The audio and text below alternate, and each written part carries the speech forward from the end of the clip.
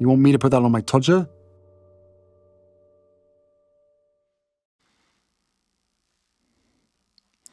A narcissist tries to take over. Hello, I'm H.G. Tudor. Harry's wife truly believes that she is the centre of the universe. She can't help it. Her rampant narcissism tells her that she is important. It's not the case that she goes around the whole time thinking, I'm important, I'm important, I'm important, but rather she instinctively behaves in a way which suggests that she is the grand fromage, the big cheese, the most important person in the universe.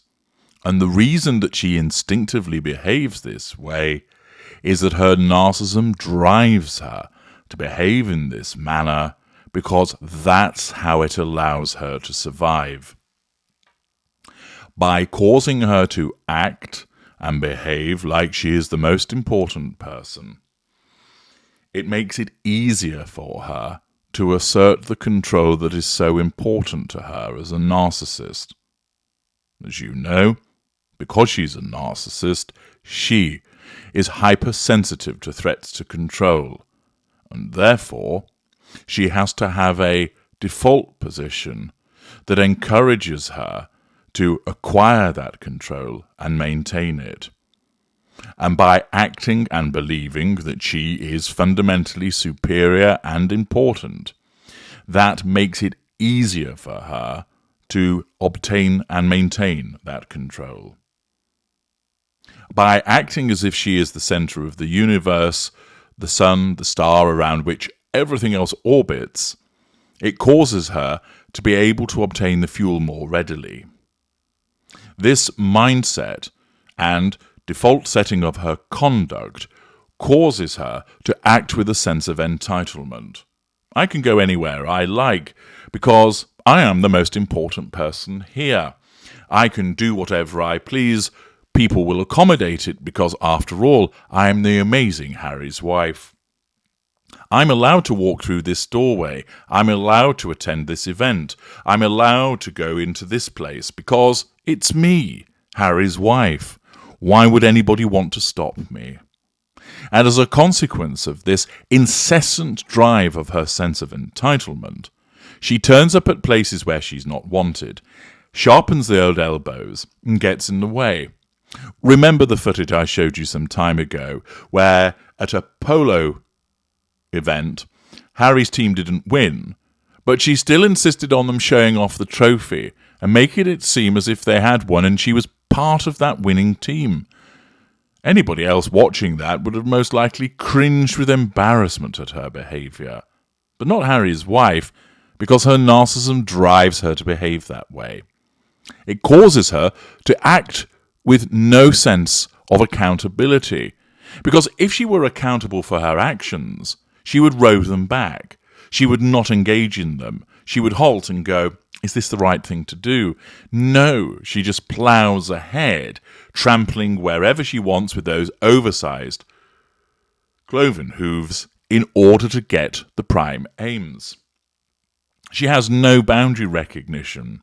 That's why she talks over people, acts in a way that she thinks is entirely appropriate. I'm a hugger, whereas other people be thinking, whoa, personal space intrusion.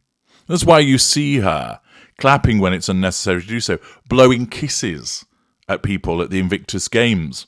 Some people pass it off as, oh, she's just being an American. But it's not. There are plenty of American people who don't behave that way at all. It's because she's a narcissist and she doesn't recognize those boundaries. And now we have a lovely piece of video footage which shows that rampant sense of entitlement that drives her behaviors as she attempts to take over once again. Let's have the footage and then we can analyze it. Here it comes.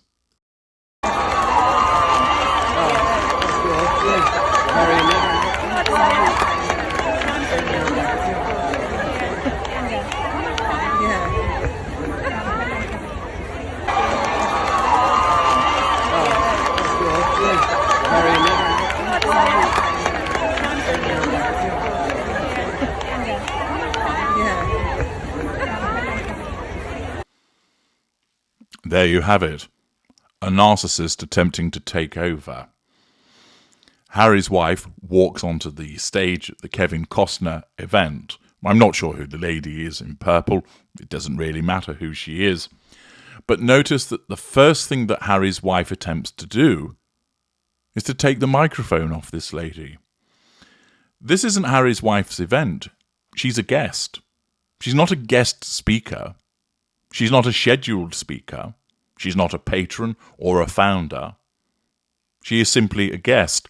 Indeed, although she was described as a special guest, we all know that as a consequence of the relationship between her agency, who acts for her, and also for Kevin Costner, that it meant that Costner was somewhat backed into a corner about having her as a guest.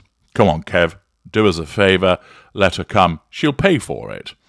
And thus he agrees, and she gets the title of special guest.